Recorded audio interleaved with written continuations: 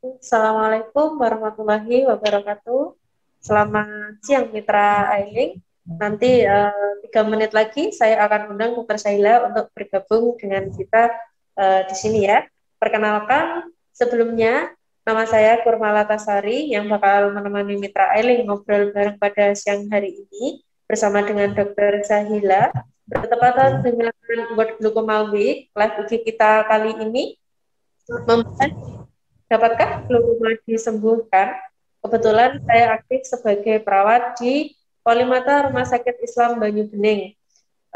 Rumah Sakit Islam Banyu Bening itu sendiri merupakan salah satu bagian dari Ailing Hospital Partner yang berlokasi di Boyolali. Selain itu, ada 7 Polimata Ailing Hospital Partner yang tersebar di berbagai titik lokasi, diantaranya ada di Lamongan, di Tuban, Mojokerto, kemudian di Mojosari, terus Sragen, Temanggung, Jakarta, dan yang mau launching sekarang ini, insya Allah di Wonogiri.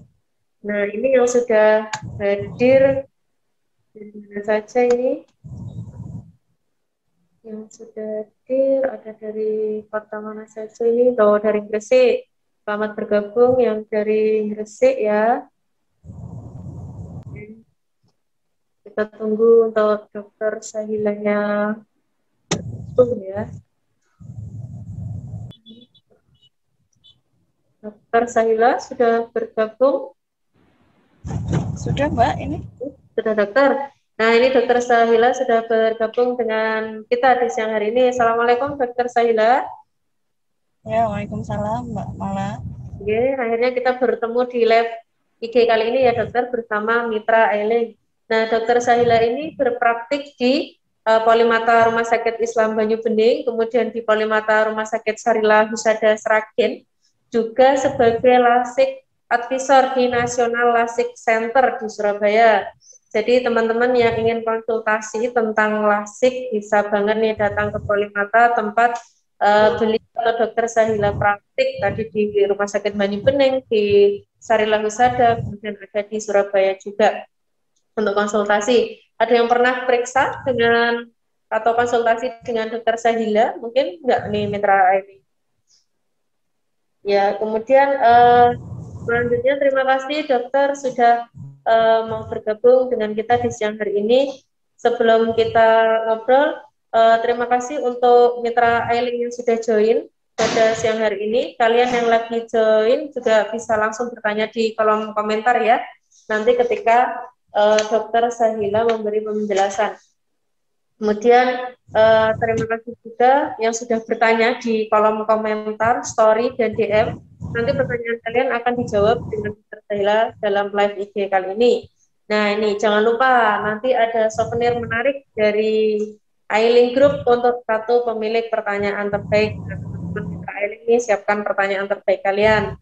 Oke, langsung saja dari Dr. Sahila. Jadi pada World Glaucoma Week ini kami berharap seluruh masyarakat lebih peduli dan waspada atas penyakit atau gangguan mata glaukoma, di mana glaukoma ini sudah dikenal ya sebagai pencuri penglihatan yang datangnya ini perlahan dan seringkali tidak disadari oleh penderitanya hingga mengakibatkan kebutaan permanen. Nah, dapatkah glaukoma ini disembuhkan? Yuk, silahkan. Dokter Sahila, monggo dokter untuk memberikan penjelasan terkait glaukoma. Terima kasih.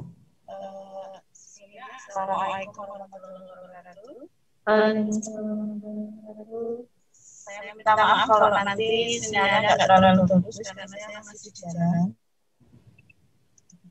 Perkenalkan saya Ewati, saya rumahnya di Solo dan praktik di rumah sakit yang ada di kesempatan di pekan kali ini saya ingin menyampaikan tentang topik glaukoma, terutama pencegahan kebutaan pada glaukoma. Agak-agak nyambung dengan apakah bisa disembuhkan apa tidak ya. Kita diskusi bersama dulu ya. Mungkin slide berikutnya bisa dibuka.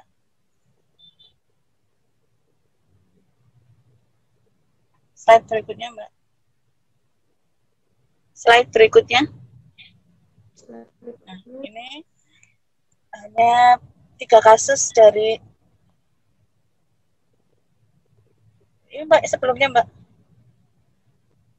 Ya, jadi kasus di lapangan yang ini 3 kasus saya di awal-awal saya praktek di daerah Solo dan sekitarnya. Ada seorang laki-laki usianya 65 tahun ya, tidak bisa melihat, dia seorang purnawirawan, kemudian mata kirinya hanya 1/300 hanya bisa melihat lambaian tangan. Kemudian ternyata tekanan matanya yang kanan 35, yang kiri 25 mm air aksa.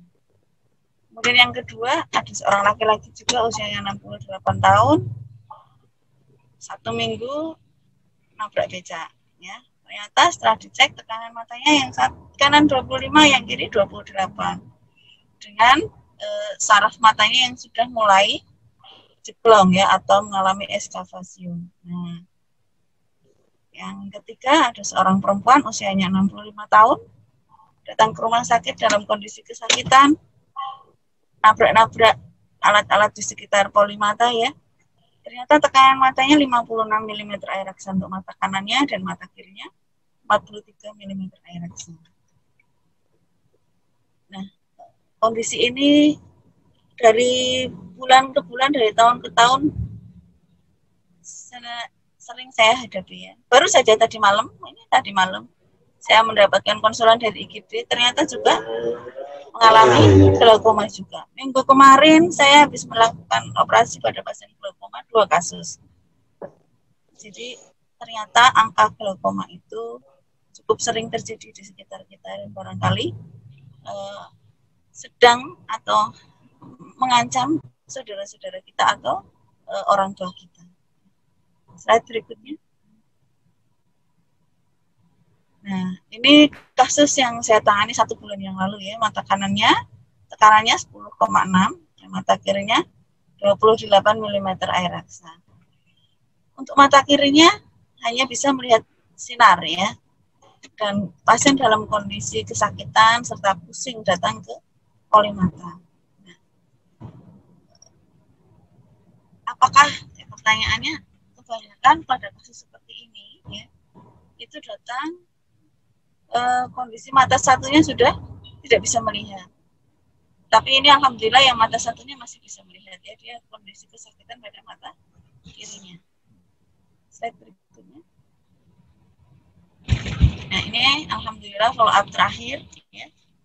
Setelah kami lakukan operasi katarak pada mata kirinya, penglihatannya mulai pulih kembali, kemudian ternyata tekanan matanya membaik, jadi 21 korneanya sudah lebih jernih ya, lensanya ternyata bagus.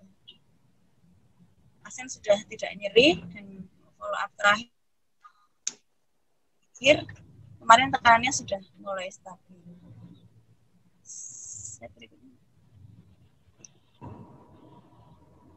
Slide berikutnya.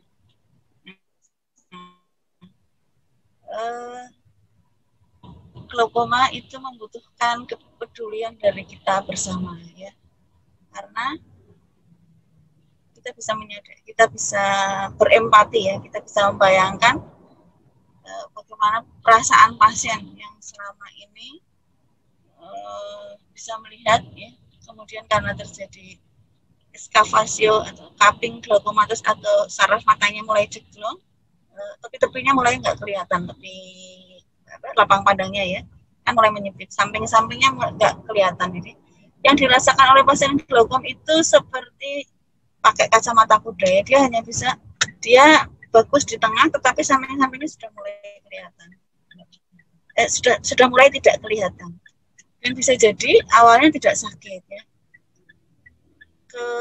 Banyak kasus di rumah sakit datang itu sudah kesakitan, berarti dia sudah hampir terlambat ya.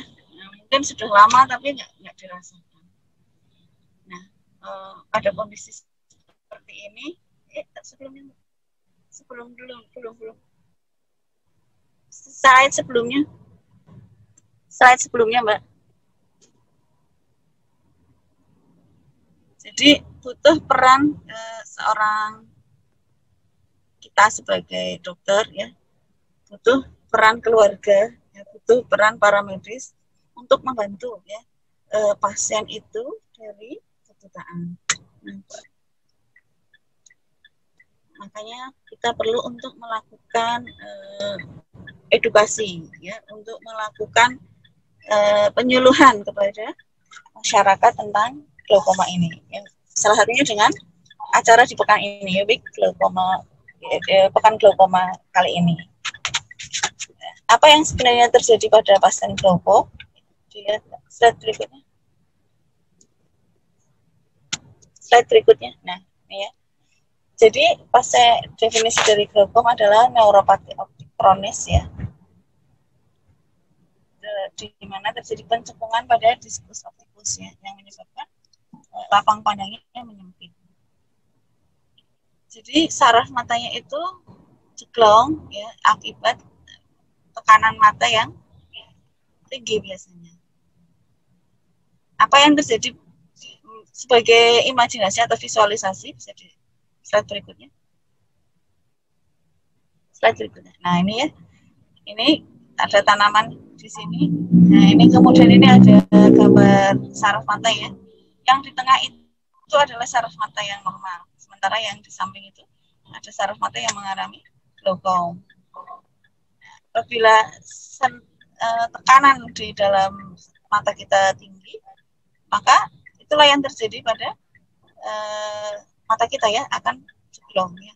Sebagaimana tanaman kalau di dalam pot, kita nyiramnya terlalu keras, lama-lama tanahnya akan menepi. Itulah yang terjadi pada saraf mata dari pasien-pasien glaukoma. Nah, kalau kondisi seperti ini, kira-kira bisa sembuh apa tidak? Berbeda dengan kulit ya, yang misalkan luka itu sembuhnya cepat ya. Kalau terjadi pada glaukoma ya, pencekungan pada glaukoma ini lebih sulit ya.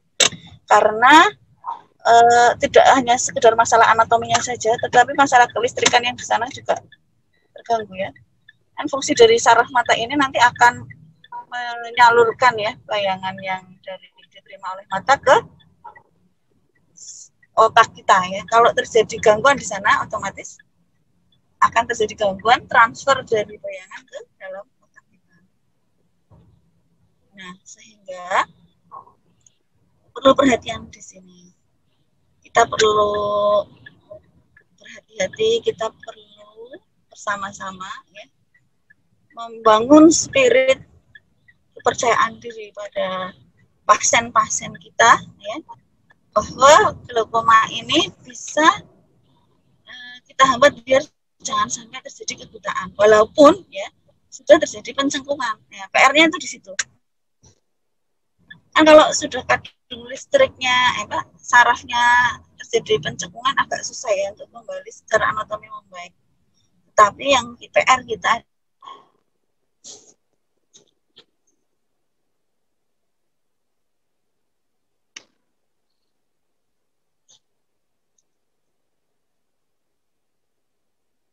adalah bagaimana caranya biar tambah. Nah, ini baik keluarga, maksudnya sendiri maupun dari ya, slide berikutnya.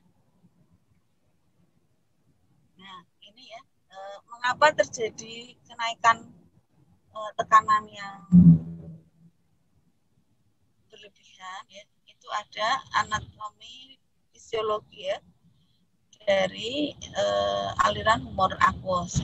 Bola mata biar tetap istilahnya tidak gembos, itu ada alirannya ya, dari itu di iris namanya proses ciliaris, kemudian masuk ke kamera oculi posterior, melewati sudut itu, kemudian ke kamera oculi anterior, masuk ke kanalis gland. Nah, adanya hambatan atau produksi yang berlebih dari mekanisme itu menyebabkan kenaikan tekanan bola mata yang cukup signifikan.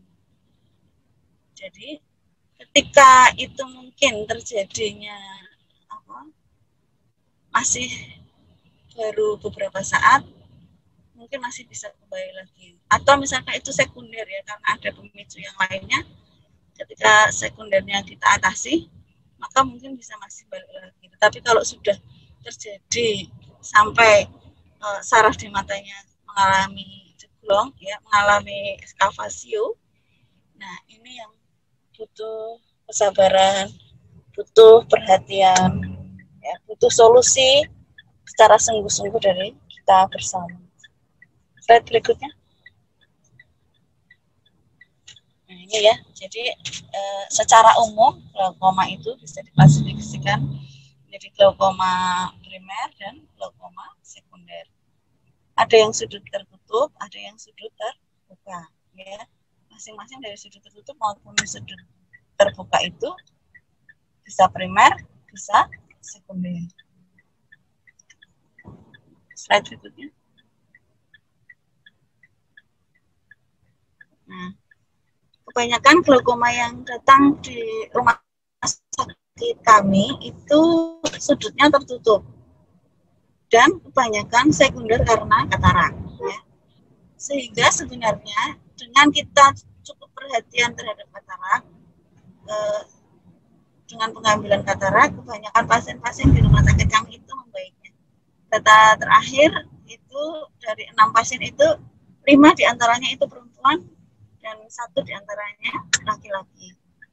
Biasanya itu datang dengan keluhan penglihatan buram, sering nyeri kepala dan terutama malam hari. Tekanan bola matanya itu antara 20 sampai 30, ya. Ini perbandingannya itu kalau yang masih awal-awal itu 3:1 antara perempuan dan laki-laki. Sehingga menurut kami untuk perempuan yang usia di atas 5 bulan mulai harus hati-hati ya. Kalau sering mengalami keluhan sering pening di malam hari atau pusing di malam hari. Walaupun barangkali penglihatannya masih bagus ya. Karena glaukoma itu yang diserang adalah lapang pandang tepinya. Kalau jauh tengahnya itu bisa jadi masih bagus ya. Jadi visus sentralnya, visus untuk melihat jauhnya yang di tengah itu masih bagus. Tapi tepi-tepinya bisa jadi sudah mulai tidak bagus. Sebagaimana tadi yang saya ceritakan pasien saya di kasus yang kedua ya. Nah, pada kondisi seperti itu kita harus sudah mulai hati-hati. Slide berikutnya.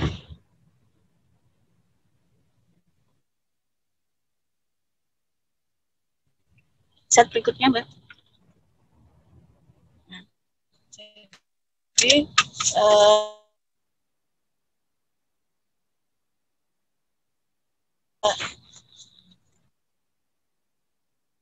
ketika mungkin kita yang mengalami glaukoma, hanya itu adalah pencebutaan ya. Walaupun barangkali penurunan penglihatan tidak sebagaimana orang normal lainnya, tapi jangan sampai itu menjadi buta total ya, atau tidak bisa melihat sama sekali. PR-nya apa? Ya, cegah progresivitasnya. Dan ternyata kalau misalnya itu adalah sekunder karena katarak, dengan diambil katarak itu cukup membantu agar progresivitas dari glaukoma ini tidak bertambah. Kemudian kita menggunakan teknik progresifikasi dan dengan teknik yang smooth dan gentle, insya Allah hasilnya cukup baik. Jangan lupa, mari kita ajak pasien-pasien kita, ya, siapapun pasien kita itu, entah saudara kita, entah siapa saja, ya, teman kita atau siapa, untuk berdoa di dalam setiap meneteskan obatnya, ataupun ketika misalkan ada tindakan.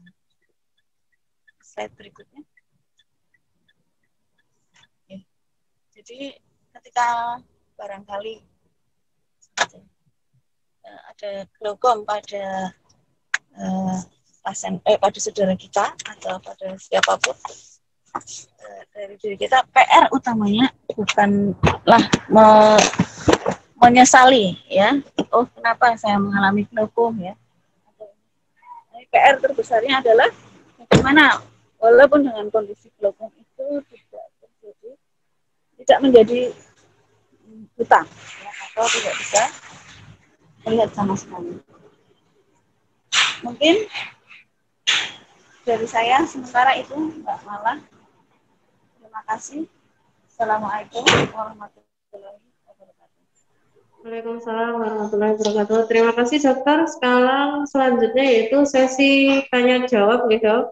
Ini tadi sudah ada pertanyaan yang masuk dari komentar tadi story di Instagram, yaitu dari @srirezeki841gmail.com 5. Assalamualaikum, saya Sri Rezeki dari Medan. Saya tanya kenapa terjadi peningkatan TIO dokter pada mata. Ini pertanyaan dari Sri Rezeki.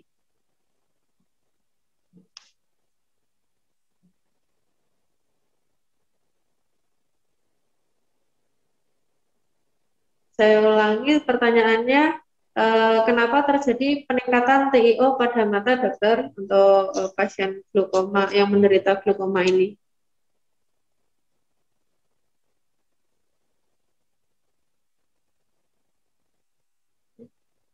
Dokter.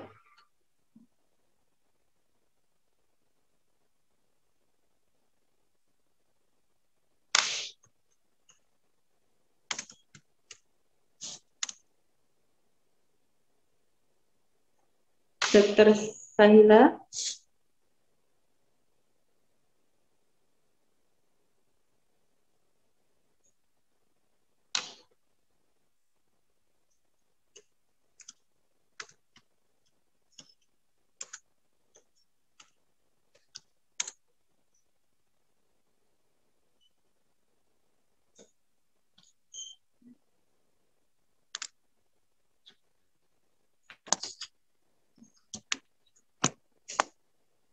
Mbak Mala, pertanyaannya bisa diulang. Saya tadi nggak dengar, terputus tadi saya.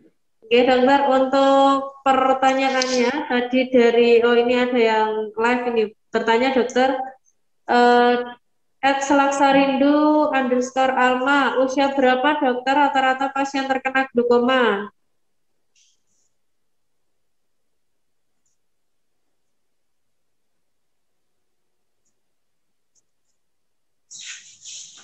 Mbak, terputus-putus Mbak tadi suaranya. Oh, terputus-putus. Oke, dokter, usia berapa dokter rata-rata pasien terkena glaukoma? Oh ya. Oke. Jadi kalau yang perempuan itu biasanya di atas 50. Jadi mulai terjadi katarak. Tapi katarak yang masih belum sampai matur itu malah harus hati-hati itu. Ya, karena biasanya jadi vakomorfik glaukom. Nah, terus kalau yang ada sih glaukoma kongenital atau glaukoma juvenile, tapi angkanya cukup jarang ya, nggak terlalu banyak. Oh, perlu hati-hati juga pada pasien dengan riwayat keluarga yang ada riwayat glaukomanya ya. Jadi kadang itu ada riwayat, ada saudaranya yang riwayat glaukom ya. Nah, itu biasanya beberapa ini penelitiannya itu saudaranya juga ada yang kena juga. Untuk usia rata-rata rentangnya itu di dekade kedua, jadi mulai usia 50. Kalau yang glaukoma secara umum ya, kalau bukan yang glaukoma juvenile atau glaukoma kongenital. Oke, dokter. Terima kasih. Ini ada pertanyaan lagi dari @srirezeki841gmail.com. Saya tanya kenapa terjadi peningkatan TIO dokter pada pasien penderita glaukoma? Kenapa? Oh ya. Jadi kalau coba ditampilkan slide saya Mbak yang tentang aliran humor aqueous. Oke. Tadi yang anatomi. Kenapa bisa terjadi peningkatan tekanan ini? Oke. Sebelumnya Mbak. Nah, peningkatan tekanan bola mata. Nah, bukan yang tadi. Nah itu loh. Ya, nah ini ya kan awalnya itu dari proses ciliaris namanya, itu yang memproduksi humor aqueous. Itu dia akan memproduksi humor aqueous ya. Nah itu alirannya di situ. Jadi masuk di kamera okuli posterior namanya. Kamera okuli posterior itu di mana ya, antara lensa dengan iris. Nah, terus kemudian dia melewati ya bilik antara lensa dengan iris itu masuk ke kamera okuli anterior namanya. Kemudian masuk ke kanalis klem ke seluruh tubuh. Nah, ada hambatan di sana ya, itu akan menyebabkan kenaikan tekanan. Misalkan dari ini kataraknya kok terlalu maju ke depan sehingga nutup jalannya iris umur aqueous ke kamera okuli anterior, ya tekanannya jadi naik. Atau misalkan ada ini ternyata kanalis kremnya namanya ini ya, yang di bagian paling luar itu ada sumbatan atau bengkak, ya otomatis kan aliran ke seluruh tubuhnya akan terganggu. Kalau terjadi seperti itu juga akan menyebabkan kenaikan tekanan bola mata karena produksinya tetap banyak tetapi penyerapannya berkurang. Nah, kebanyakan tetapi di pasien-pasien saya di rumah sakit itu karena adanya katarak itu. Jadi karena kataraknya maju ke depan, alirannya terhambat. Itu yang terjadi di rumah sakit saya. Nah, di praktis di lapangan yang sering terjadi ya. Yang pertama bisa itu karena katarak itu ya, atau memang dia secara bawaan kanalis klemnya itu nggak terlalu bagus sehingga penyerapannya umur aqueousnya yang seharusnya masuk ke kanalis klem kemudian ke seluruh tubuh jadi tidak terganggu, itu juga bisa. Terus yang kedua juga bisa karena obat-obatan, misalnya pakai steroid terus ya, matanya sering merah pakai steroid terus. Nah kemudian partikel-partikel steroidnya itu menghambat kan trabecular message itu kayak itu loh, kayak streamin lah. Ini kalau diibaratkan seperti itu tertutup partikel-partikel, nah otomatis kan alirannya terganggu. Itu juga akan menyebabkan kenaikan tekanan mata. Atau misalkan kebentur matanya, karena kebentur kemudian peradangannya jadi hebat. Peradangan jadi hebat menghambat aliran humor aqueous di kanalis klem. Itu juga akan menyebabkan kenaikan tekanan mata. Nah, terus misalnya pasien diabetes sudah lama karena mengalami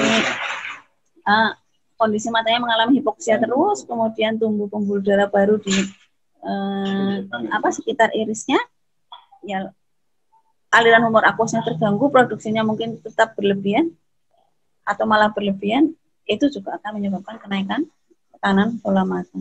Beberapa hal yang menyebabkan tekanan bola mata diantaranya itu. Kalau untuk kelainan di mata itu sendiri yang berisiko untuk jadi glaukom, misalnya apa? Pasien minus tinggi.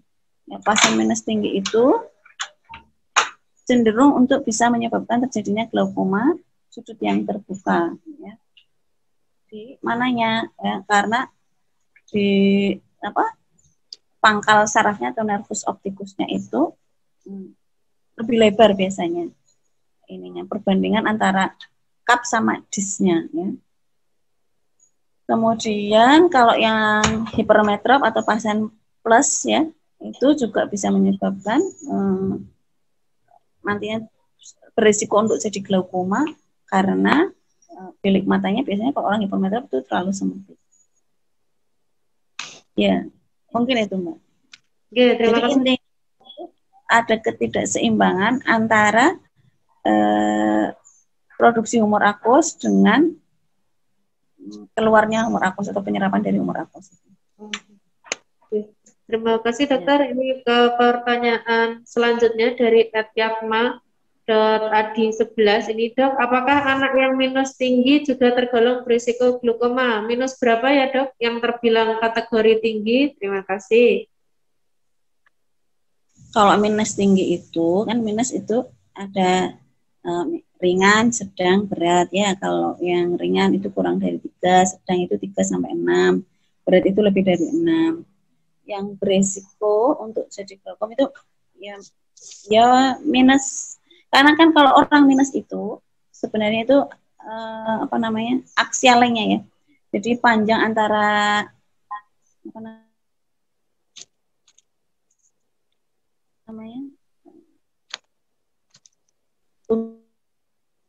puncak kornea ke belakang itu berbeda dengan orang yang normal. Nah, kemudian kondisi saraf matanya juga berbeda. Nah, bisa menyebabkan glaukom itu dari apa namanya? Jadi di kepala sarafnya ya, di nervus opticusnya ya, cenderung biasanya lebih lebar perbandingan antara kap sama disnya. Untuk yang beresiko ya minusnya itu sebenarnya, yang malah justru yang mungkin jarang pakai kacamata ya, karena kan mungkin ininya apa akselnya jadi maju mundurnya lebih tidak teratur ya, karena kan tidak ada bantuan kacamata. Jadi masih minus itu ya tetap beresiko ya, mau minus berapa tidak ada ininya sih, berapanya belum ada ini, tapi beresiko. Karena itu perbandingan antara, jadi orang minus tinggi itu biasanya kap sama disnya itu perbandingannya itu sangat besar ya. Jadi normalnya kan 0,3. Nah, kalau orang yang minus itu biasanya lebih dari itu. Walaupun dia belum kena glaukom sebenarnya, tetapi sudah mulai berisiko karena kondisi dia normal saja seperti itu. Nah, kondisi nervus opticusnya. Mungkin itu Mbak Mala. Selanjutnya ini ada agak banyak pertanyaannya. @Doktavia_, apakah padat polusi juga? Nggak dengar Mbak. Apakah kota yang padat polusi juga memiliki apa Mbak? Nggak dengar Mbak.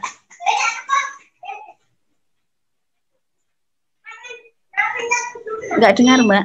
Nanti saya ulangi, apakah kota yang padat polusi juga memberi risiko besar terjadinya glaukoma, dokter? Polusi udara, polusi itu maksudnya? Kota yang udara seperti itu apa juga berisiko menjadi terjadinya glaukoma? Kalau penelitiannya sih sepertinya belum ada ya untuk polusi itu ya.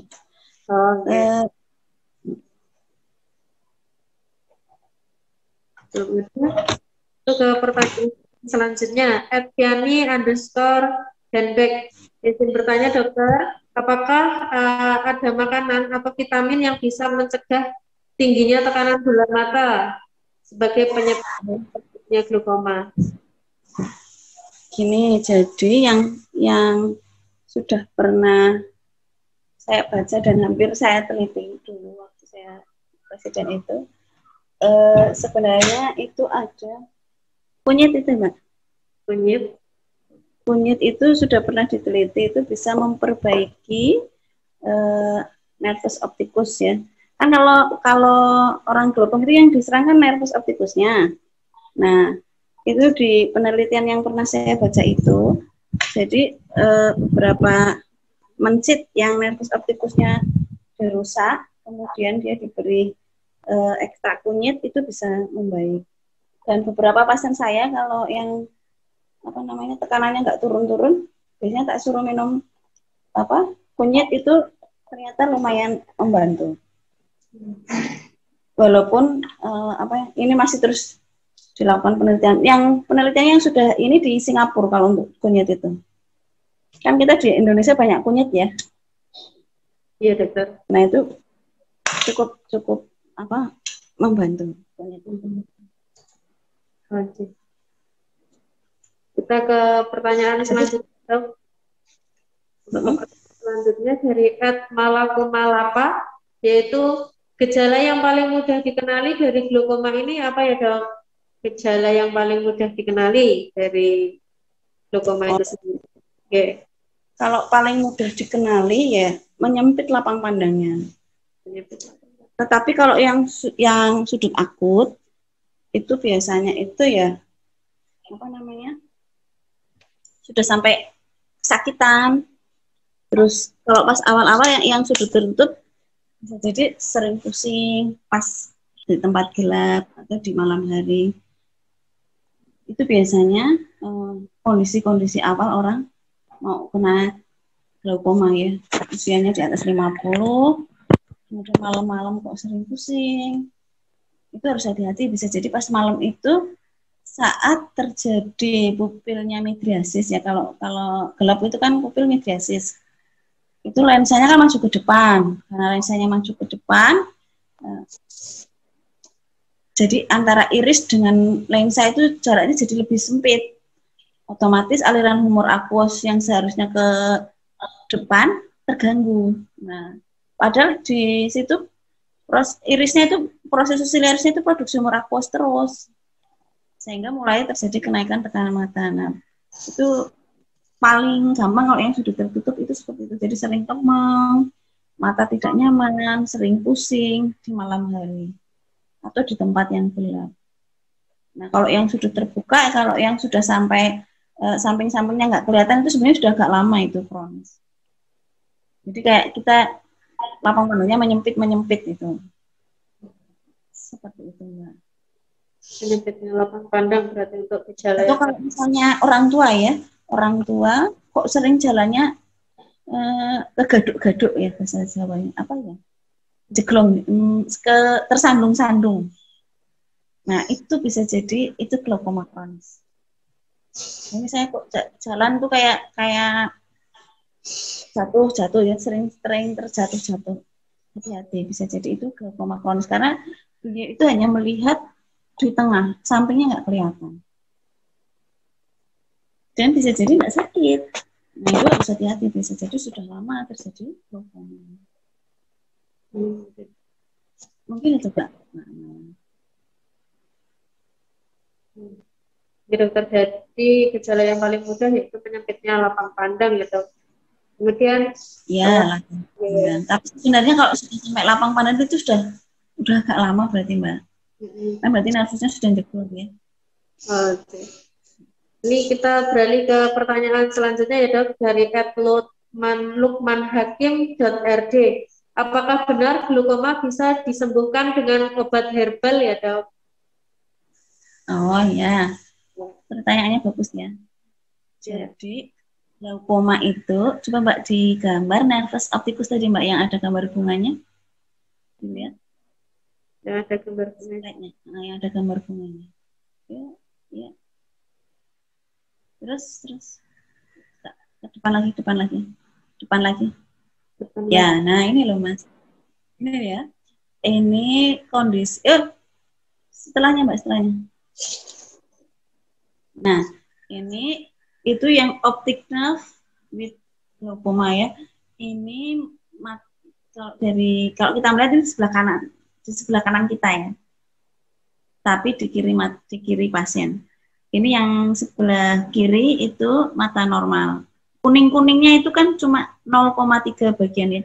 Ini kan ada kayak putih-putih ya, putih-putih di tengah, ada batasnya tegas. Terus kemudian yang tengah sendiri itu paling kuning-kuning itu loh Mbak. Nah, kemudian itu kan ada muncul kayak pembuluh darah ya. Pembuluh darah itu ibaratnya kayak bunga di sinilah. Nah, normalnya keluarnya tempat keluarnya itu ya hanya selebar pembuluh darah itu kan.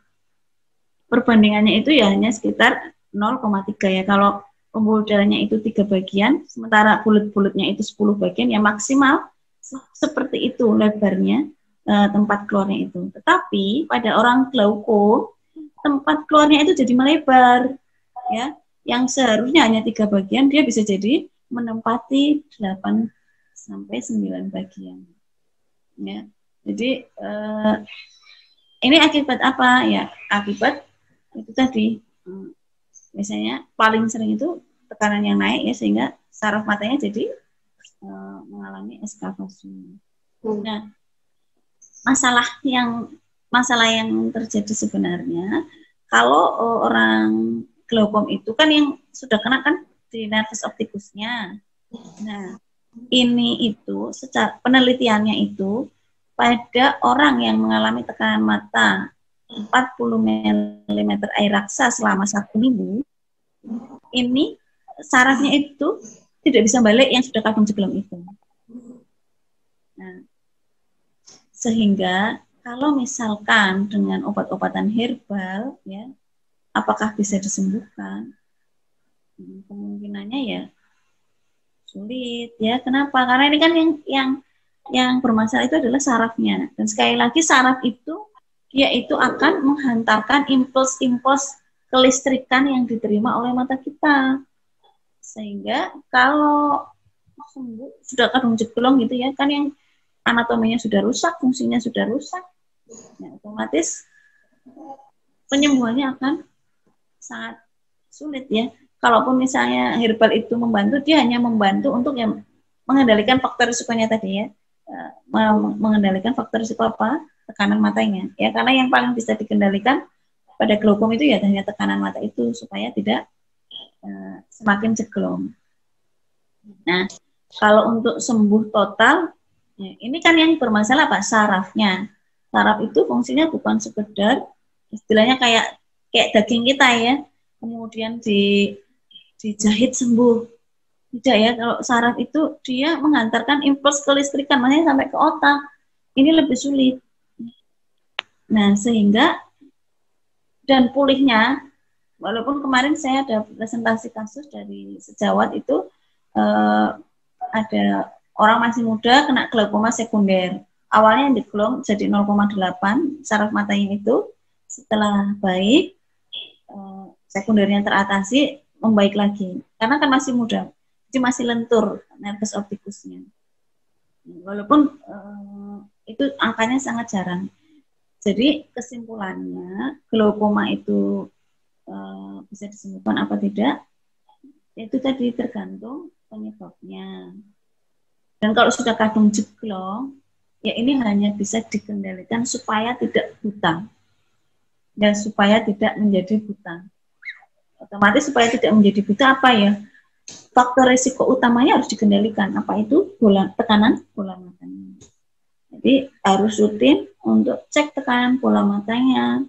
Kalau obat herbal itu, misalnya kayak kunyit ya, memang kunyit itu sudah ada penelitiannya. Saya sudah membaca beberapa jurnal.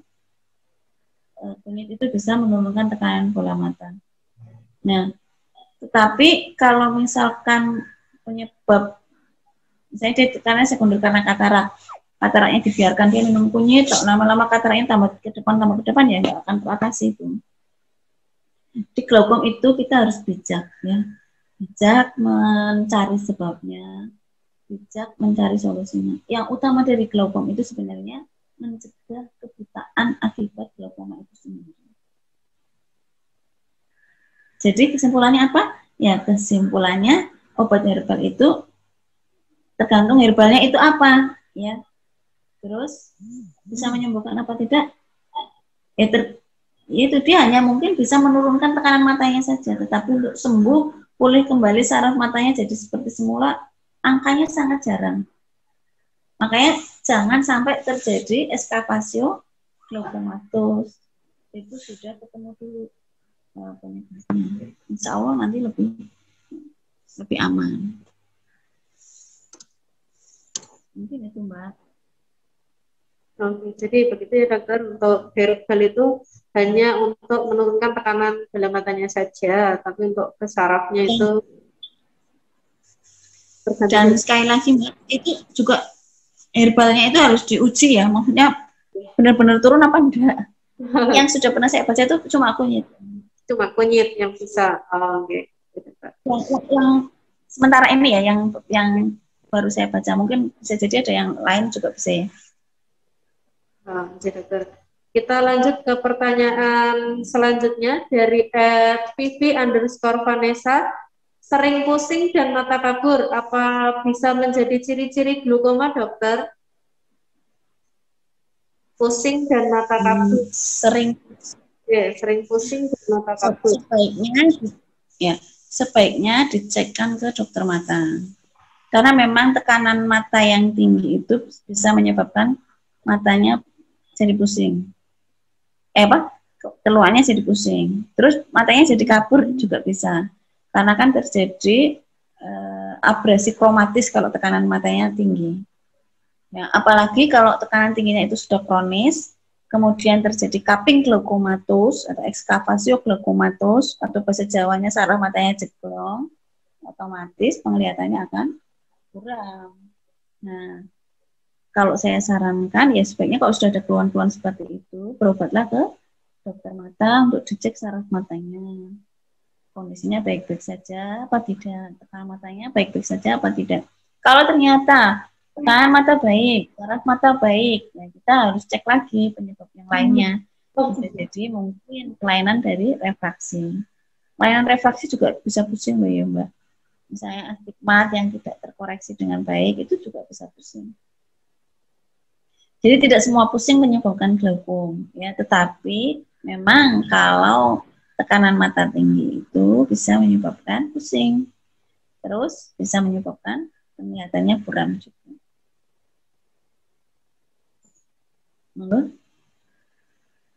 Bisa disimpulkan ya Mbak ya? Lanjut, ya dokter. Segera memeriksakan diri ke dokter spesialis mata jika memang sering merasa pusing dan agar bisa dilihat untuk kondisinya seperti itu. Oke dokter, kita lanjut ke pertanyaan selanjutnya dari Setia. Pertanyaannya, apakah semakin tua usia seseorang maka semakin beresiko terjangkit glaukoma dokter? Ya, kalau tadi ya kebanyakan itu sekunder karena katarak memang semakin berisiko. Tapi sebenarnya kalau yang ini glaukomanya sekunder. Jadi kalau kataraknya diambil sebenarnya asalkan ya saraf matanya belum terkena dan itu belum kronis, kemungkinan masih bisa membaik itu. Semakin tua ya semakin berisiko memang. Oke. Oke dokter.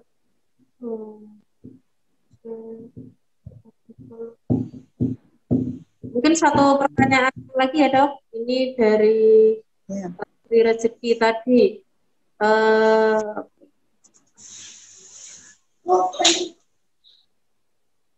Untuk pembagian glaukoma sendiri itu apa aja dokter? Kemudian apakah anak-anak bisa terjadi? Kemudian pencegahannya seperti apa? Jadi glaukoma itu secara umum kan ada glaukoma sudut tertutup, ada glaukoma sudut terbuka, ya. Glaukoma sudut tertutup itu ada yang primer, ada yang sekunder. Nah, kalau berdasarkan usianya itu ada glaukoma kongenital atau sejak lahir. Ada glaukoma juvenile. Glaukoma juvenile itu di bawah usia 40, di atas usia 3 tahun. Nah, jadi bisa glaukoma itu terjadi pada anak-anak bisa. Tetapi glaukoma yang terjadi pada anak-anak itu biasanya itu keluarganya ada faktor risiko ke arah sana. Ada keluarga yang ke arah sana juga ada.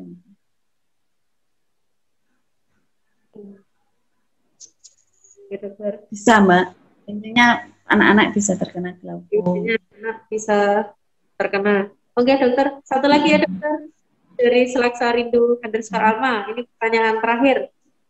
Apakah pasien penderita glaukoma yang buta masih bisa sembuh dan melihat dokter?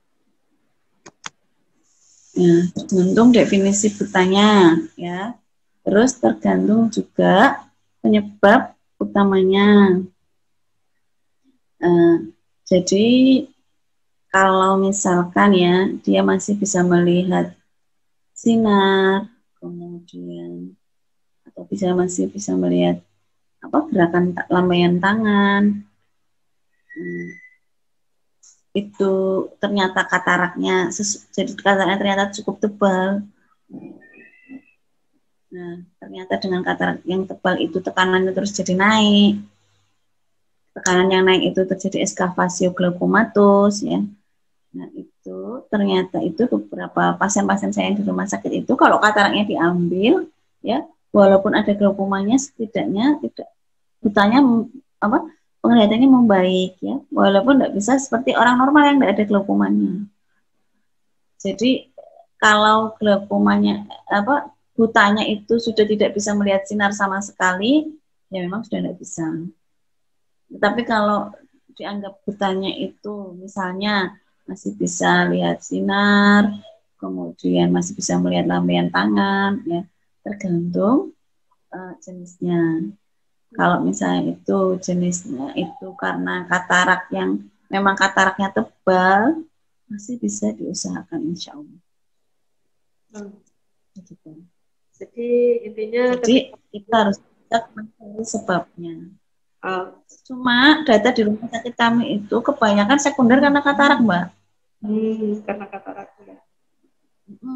Jadi ternyata ketika kataraknya diambil membaik penglihatannya, walaupun karena sudah terlanjur eskavasio ya, sudah terlanjur ceklong nervus opticusnya, penglihatannya nggak bisa pulih kayak orang normal, tetapi sudah bisa lebih baik dibanding sebelum kataraknya diambil ya dokter. Sebelum katarak diambil. Terima kasih dokter, itu tadi pertanyaan terakhir dari live IG kita siang ini. Terima kasih banyak dokter Sahila sudah berbagi informasi yang sangat bermanfaat pada siang hari ini. Semoga informasi yang diberikan dapat membantu atau bermanfaat bagi mitra Ailing pada siang hari ini. Terima kasih atas waktunya dokter Sahila. Kemudian juga saya mengucapkan terima kasih. Saya Kurma Latasari mewakili Ailing Hospital Partner mengucapkan banyak terima kasih kepada seluruh pasien yang memilih operasi katarak berbayar atau layanan umum di Ailing Hospital Partner, karena dengan memilih operasi katarak berbayar di Ailing Hospital Partner sama dengan Anda turut memberi satu operasi katarak gratis bagi mereka yang membutuhkan. Kalian bisa cek untuk titik lokasinya itu di Ailing Hospital Partner di website ailing.id atau kmu.id. Karena waktu kita juga sudah mendekati berakhir ini, terima kasih untuk Dr. Sahila sebagai pemberi informasi pada siang hari ini. Bila mitra Ailing mengalami atau bergejala atau bahkan kerabatnya yang mungkin mengalami tanda-tanda glaukoma seperti yang sudah disampaikan sama Dr. Sahila tadi, maka bisa segera memeriksakan diri agar lebih cepat mendapat penanganannya lebih cepat dan lebih tepat. Nantikan live IG Ailing Group bersama dokter-dokter mata lainnya, tentunya dengan topik kesehatan mata yang berbeda-beda. Kemudian jangan lupa untuk tetap menerapkan protokol kesehatan dengan baik, karena kamu tidak menjaga diri sendiri, melainkan ikut andil menjaga orang tersayang di sekitarmu. Nanti jika ada pertanyaan yang lain bisa mungkin di website kami ailing.id atau KMU.id. Terima kasih. Wassalamualaikum warahmatullahi wabarakatuh. Selamat siang.